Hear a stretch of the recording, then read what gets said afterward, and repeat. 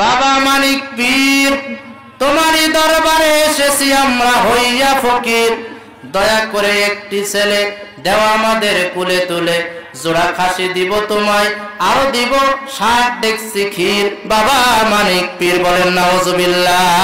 মাজারে যায়, মাজারের মাটি পেটের মধ্যে মহিলারা মাকে আর বলে, খাজা একটা বেটা দে রে খাজা, একটা বেটা দে। খাজার কাছে সন্তান চাই, এরকম মুসলমান আপনাদের এলাকায় নাই?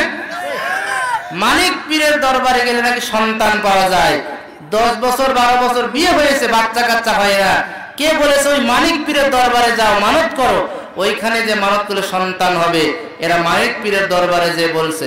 বাবা মানিক পীর, তোমারই দরবারে এসেছি আমরা হইয়া ফকির, দয়া করে একটি ছেলে দেওয়া আমাদের কুলে তুলে, জোড়া খাসি দিব তোমায় আরো দিব 60 ডেকচি ক্ষীর। বাবা মানিক পীর বলেন নাউজুবিল্লাহ। মানিক পীর কি সন্তান দিতে পারে? সন্তান দেওয়ার মালিক কে? আল্লাহ রাব্বুল আলামিন বাপ ছাড়া ঈসা আলাইহিস সালামকে মারিয়ামের গর্ভে জন্ম দেন নাই। সন্তান দেওয়ার মালিক একমাত্র আল্লাহ। মাজারে যে সন্তান চাও, তুমি মুসলমান না, তুমি মুশরিক। কথা বলেন ঠিক কিনা?